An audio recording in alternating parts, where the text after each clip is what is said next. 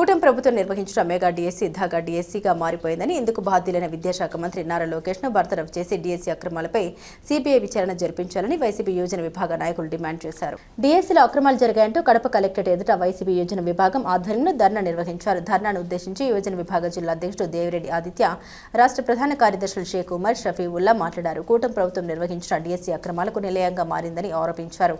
15 లక్షలు 20 లక్షలు ఇచ్చి వారికి ఉద్యోగాలను అమ్ముకున్నారని పేర్కొన్నారు.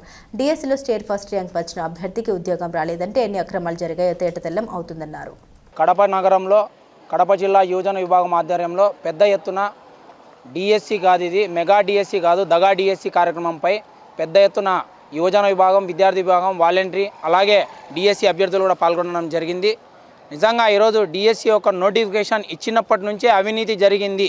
అప్పటి నుంచే అవినీతి స్టార్ట్ అయింది. ఏ విధంగా అంటే ఎక్కడైనా డిఎస్సీ ప్రకటిస్తే కనీసం డిఎస్సీకి 100 రోజులు టైం ఇస్తారు నోటిఫికేషన్ నుంచి అక్కడి వరకు. కానీ కేవలం 30 రోజుల్లోనే నోటిఫికేషన్ మరియు ఎగ్జామ్ ప్రక్రియ కూడా పూర్తి చేసిన ఘనత కూటమి ప్రభుత్వం ఎదుగుతుంది. దేనికి ఇంత తొందరగా మీరు ఎగ్జామ్ ప్రక్రియ పూర్తి చేశారు అనేది విచారిస్తే మాకు తెలిసింది ఏంటంటే తొందరగా ఎవరైతే ఎగ్జామ్ రాస్తారో వాళ్ళకి డబ్బులు ఇచ్చి ఆ పోస్ట్ కొనుక్కుంటారు. నిజంగా చదివిన వాళ్ళకి ఒక్కొక్క సబ్జెక్ట్కి ఎట్లా కాదన్నా 10 నుంచి 8 రోజులు టైం పడుతుంది. అలాంటి 14 సబ్జెక్టులకి 120 రోజులు టైం పడుతుంది. అలాంటిది 120 రోజుల ప్రక్రియని 30 రోజులనే కూటమి ప్రభుత్వం పూర్తి చేసిందంటే దీని వెనుక నా పెద్ద అవినీతి ఉందని ఇక్కడే తెలిసిపోతుంది. ఇంకొక విషయం ఏంటంటే ఎవరైతే పేపర్ ప్రిపేర్ చేస్తారో అక్కడ పనిచేసే ఒక కంప్యూటర్ ఆపరేటర్కి మొదటి ర్యాంకు రావడం జరిగింది.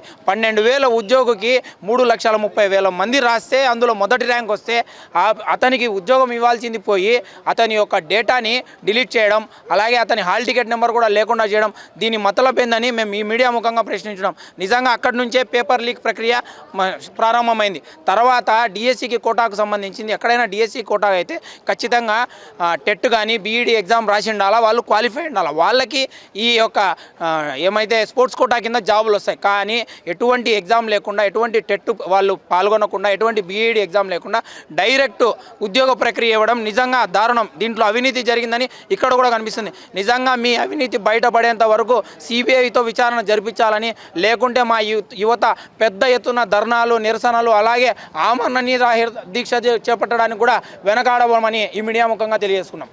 ఈరోజు చూస్తే గత 2 ఏళ్ల క్రితము ఈ కూటమి ప్రభుత్వం నిరుద్యోగులకు కానీ యువతకు కానీ చాలా పెద్ద ఎత్తున వాళ్ళు ప్రమాణం చేసి వాళ్ళు ఉద్యోగ అవకాశం కానీ నిరుద్యోగ వృత్తి కానీ ఇలాంటి కల్పిస్తామని చెప్పి ఈ 2 ఏళ్ళు వాళ్ళని నిరాశపరిచారు. అలాగే ఈరోజు చూస్తే డిఎస్సి మీద సంతకం పెట్టినా కానీ డిఎస్సిలో జరిగిన కమిటీ సెలక్షన్లు కానీ అలాగే మెరిట్ లిస్ట్ కానీ అందులో వచ్చే లేవనెత్తిన ప్రశ్నలు కానీ ఏదైతే ఇప్పుడు క్వశ్చన్ పేపర్ లీకేజ్ కానీ అలాగే స్పోర్ట్స్ కోటా తరపున సెలెక్ట్ అయిన వాళ్ళు కానీ అలాగే క్యాస్ట్ సర్టిఫికేట్ నుంచి సెలెక్ట్ అయిన వాళ్ళు కానీ అనేక అంశాల మీద చాలా ప్రశ్నలు నిలవెత్తాయి. వాటికి సమాధానంగా నారా లోకేష్ గారు కానీ, ఎందుకంటే ఆయన విద్యాశాఖ మంత్రిగా ఉండి ఆయన ఇదన్నీ చూశారు కాబట్టి ఆయన ఒక్క దగ్గర కూడా సమాధానం ఇచ్చిన ఎలాంటి లేదు.